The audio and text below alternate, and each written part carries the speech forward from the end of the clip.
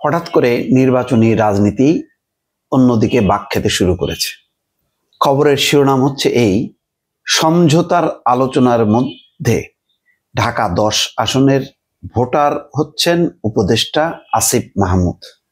খেয়াল করেন, আসিফ মাহমুদকে নিয়ে যে বিতর্ক, সেটা হচ্ছে মুরাদনগর, কুমিল্লার মুরাদনগরে, যেখানে কায়কোবাদ, মোফাজ্জল হোসেন চৌধুরী কায়কোবাদ হল প্রার্থী। সেখানে নিয়ে অনেক ঘটনা ঘটেছে। তারপরে দক্ষিণ সিটি কর্পোরেশনের মেয়রের দায়িত্ব নিয়ে ইশরাকের সাথেও অনেক রকম তিক্ততা। কিন্তু শেষ পর্যন্ত বৃহত্তর স্বার্থে, যেহেতু বিএনপি জুলাই গণঅভ্যুত্থানের ইতিমধ্যে মুগ্ধর ভাই স্নিগ্ধকে দলে নিয়েছে, তারপরে শহীদ যারা হয়েছেন তাদের স্বজনদের সাথে বৈঠক করেছে, ফলে বিএনপি অনেক বেশি চাওয়া যে জুলাই আন্দোলনের সাথে যারা যুক্ত ছিল, হাসিনার পতনের আন্দোলনে, সেই শক্তিকে তাদের সাথে যুক্ত করা। সেই যুক্ত করার আলোচনা চলছে। মাঝে মধ্যেই দেখা যাচ্ছে যে এনসিপি আলাদা নির্বাচন করবে, আসন ভাগাভাগির আলোচনা জামাতের সাথেও করছে, জামাতও কথা বলছে। এনসিপি কে 10 থেকে 12টি আসন দেওয়ার প্রস্তাব দেওয়া হয়েছে। এই আলোচনাগুলো যখন চলছে, যখন কোনো শেষ নেই, কখনো কখনো এনসিপি নেতারা ইঙ্গিত দিচ্ছেন যে সংস্কার যারা এগিয়ে নেবে তাদের সঙ্গে থাকবে। ঠিক সেই সময় খবরটা হলো এই যে ঢাকা 10-এর গুরুত্বপূর্ণ এলাকাগুলো খেয়াল করেন: ধানমন্ডি, নিউ মার্কেট, কলাবাগান, হাজারীবাগ, অর্থাৎ এই ঢাকা বিশ্ববিদ্যালয় এবং আশেপাশের সমস্ত এলাকা যেটা আন্দোলনের কেন্দ্রবিন্দু ছিল, সেই আন্দোলনে জায়গায় আসিফ মাহমুদ, সজীব ভুঁইয়ার নাম আসছে। কারণ এখানে তাদের আন্দোলনের যে অবস্থানটা ছিল খুব দৃশ্যমান। এই জায়গায় যদি বিএনপি আসিফ মাহমুদ, সজীব ভুঁইয়ার সাথে সমঝোতার মধ্য দিয়ে আসনটা দেয়, তাহলে আসিফ মাহমুদ, সজীব ভুঁইয়ার জন্য ভালো হবে। মুরাদনগর কায়কোবাদের ওই অঞ্চলটা আসলে কায়কোবাদেরই।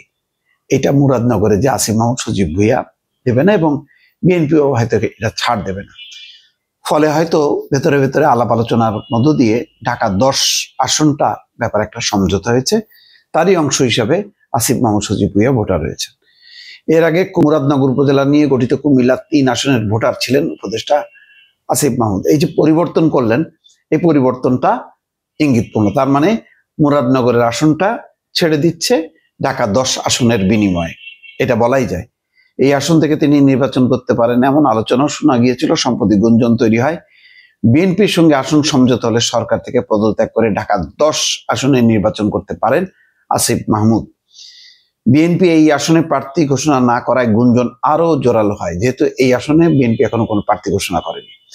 এখন আসিফ মাহমুদের এই আসনের ভোটার হতে যাওয়ার মধ্য দিয়ে গুঞ্জনটি আরো পাকাপোক্ত হচ্ছে। তার মানে শেখ রবিউল বিগত সময় যিনি নির্বাচন করেছেন 2018-তে, তার কপালটা পুড়লো আর কি। তার আর সম্ভাবনা থাকলো না। সম্ভাবনা না থাকলেও যেহেতু ঐক্যের স্বার্থে অনেককে এইভাবে বলি দিতে হবে, সেটা বিএনপি জানে বলেই 63টা আসন ফাঁকা রেখেছে শরিকদের জন্য। জামাত ইসলামী অলরেডি এই আসনে, ঢাকা 10 আসনে প্রার্থী ঘোষণা করেছে। জামাতের প্রার্থী সুপ্রিম কোর্টের আইনজীবী জসিমউদ্দিন সরকার। এখন কেন এই এখানে আসিফ মাহমুদ, সজীব ভুঁইয়াকে দেওয়া হচ্ছে, সেখানে বলা হচ্ছে জুলাই গণঅভ্যুত্থানের নেতৃত্ব দেওয়া প্ল্যাটফর্ম বৈষম্য বিরোধী ছাত্র আন্দোলনের সম্মুখ সারির অন্যতম সমন্বয়ক ছিলেন আসিফ মাহমুদ, সজীব ভুঁইয়া। আন্দোলনের সময় কমপ্লিট শাটডাউন কর্মসূচি ঘোষণা করেছিলেন। আন্দোলনের সময় কমপ্লিট শাটডাউনের কর্মসূচি ঘোষণা করেছিলেন। অভ্যুত্থানের সর্বশেষ কর্মসূচি 6 আগস্টের পরিবর্তে 5 আগস্ট আনার বিষয়টি তিনি ফেসবুকে পোস্ট করেছিলেন। সব মিলিয়ে জুলাই অভ্যুত্থানের অন্যতম নেতা হিসেবে ব্যাপক আলোচিত হন আসিফ মাহমুদ। অভ্যুত্থানে শেখ হাসিনা সরকারের পতনের পর গত বছরের 8 আগস্ট গঠিত অন্তর্বর্তী সরকারের উপদেষ্টা পরিষদে স্থান পান কুমিল্লার ছেলে আসিফ মাহমুদ, সজীব ভুঁইয়া।